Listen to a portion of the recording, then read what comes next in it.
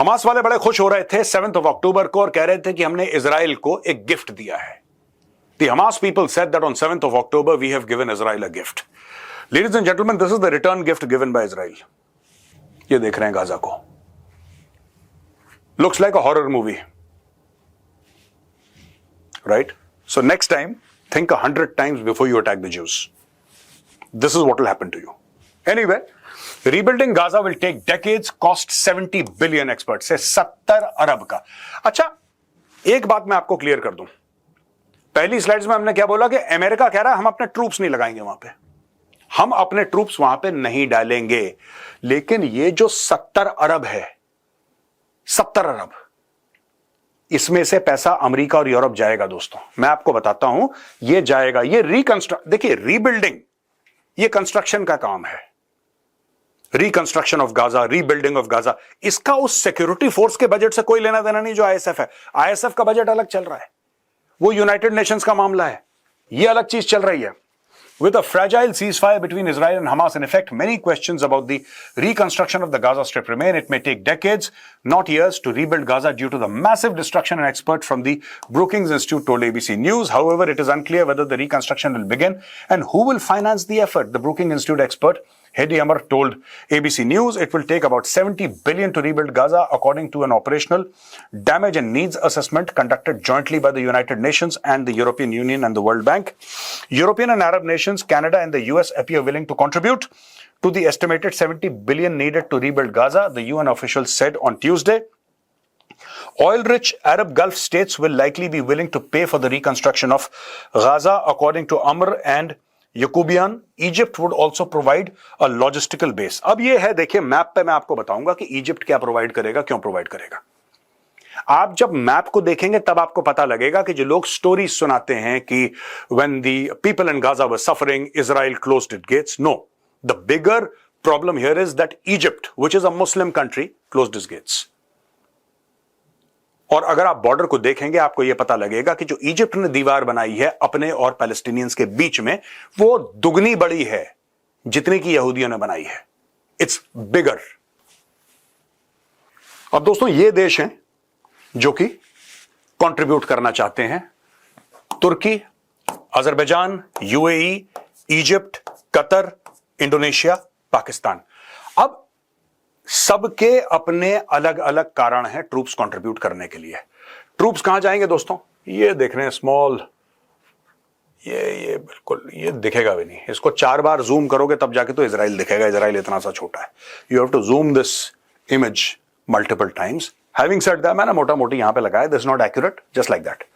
Anyway, तुर्की को Muslim उम्मा का लीडर बनने की बहुत बड़ी खाज है, बहुत बड़ी खुजली है. That is why Turkey is involved.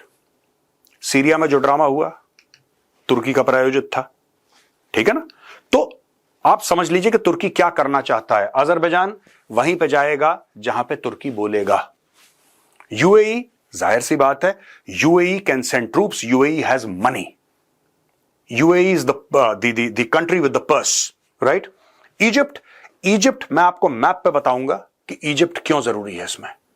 Egypt एक नेबरिंग कंट्री है, बिना इजिप्ट के काम नहीं हो पाएगा. और इसके और भी कारण है. देखिए, इजराइल हैज सफर्ड. मैं आपको थोड़ा सा इतिहास बता दूं. ये पूरा जो मामला हुआ है 7th of October का, राइट, इसमें मैंने खुद बात करी थी. I spoke to the Israeli ambassador, ठीक है, mister Naor Gilon used to be there and I went and met him and he explained the entire thing and there was a sense of sadness when he spoke these lines. He said that हमें ऐसा लगता था, यानी कि the Israelis, the Jews, they thought that the Palestinians wanted exactly what we wanted. So I asked him, sir, what did you want? He says, हम लोगों को ऐसा लगता है कि our parents should be cared for, our children should study in good schools, we should have a certain standard of living, we should have good jobs, a stable life. This is what the people of Israel want, to take care of the parents, take care of the children, take care of the family. And we thought that the Palestinians were like us. That is what he said. We thought that the people across were exactly like us. So we gave them jobs and we said that if there is economic prosperity, everything will be fine. But then we realized, and when he was saying Palestinians, he was saying that I'm referring to Hamas here, that हमें ऐसा लगा कि ठीक हो जाएगा, लेकिन ठीक नहीं हुआ। उनको जिहाद करना था, उनको पैसे कमाने, उनको जिहाद ही करना है, उनको और किसी चीज से मतलब नहीं है। इसलिए मैं आपको बता रहा हूं कि क्यों जरूर, ये मैं मैप पे आपको बताऊंगा। जो लॉजिस्टिकल बेस की बात करी है ना इजिप्ट से, कि इजिप्ट में ऐसा होगा तो वैसा होगा, और सुएज कैनाल भी वहीं पे है, मैं आपको बताऊंगा दोस्तों गेम क्या हुआ है पूरा। यहां पे कतर है, big money. Qatar has got big money, and Qatar is very, very influential in West Asia, in the Middle East, and among the Muslim countries. Extremely influential nation, Qatar. Extremely influential. Indonesia, the largest Muslim country in the world. You cannot ignore Indonesia, right? And Pakistan will do anything for money. It's a mercenary country, it's a mercenary army. तो आप इनको पैसे दीजिए, गुलामी करते हैं आपकी। पाकिस्तान इसमें सबसे कम कॉम्प्लिकेटेड देश है, ठीक है। हर एक पाकिस्तानी आर्मी वाले जो जनरल हैं या इनके जितने भी सियासतदान हैं, पॉलिटिशियंस हैं, सब ने अपनी छाती पे क्यूआर कोड पहन रखा है। आप फोन से यूपीआई से पेमेंट करो, आपकी मर्जी का काम करेगा। Everything in Pakistan is for sale, that is why Pakistan name is there, and they will be providing. मैं आपको एक बात बता दूं, if the rate is right, the bulk of the troops will be provided by Pakistan. आप देख लेना, मैं आज आपको बता रहा हूं, जब ये फोर्स बनेगी और जब पाकिस्तान इसमें इन्वॉल्व होगा, the majority of troops, it could be 20%, 30%, 40%, I don't know the percentage, but the maximum troops will be provided by Pakistan, maximum.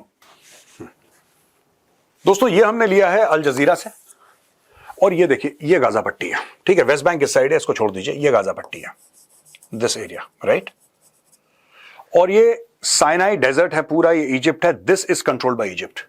Egypt is a very big country, massive country. ये border है दोस्तों,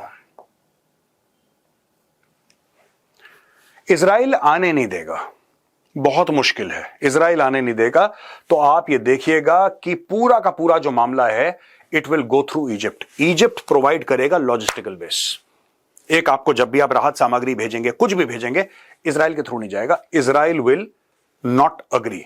तो दोस्तों ये West Bank है, ये Gaza पट्टी है, और यहां से इजिप्ट जो भी सामान आएगा समुद्र से आएगा तो डायरेक्टली इट लैंड हियर, फिर यहां से जाएगा। I do not think Israel will allow, Israel has got very bad memories, Israel has got very bad memories. अच्छा, by the way, not just Israel, even Jordan has got very bad memories after helping the पैलेस्टाइनियंस।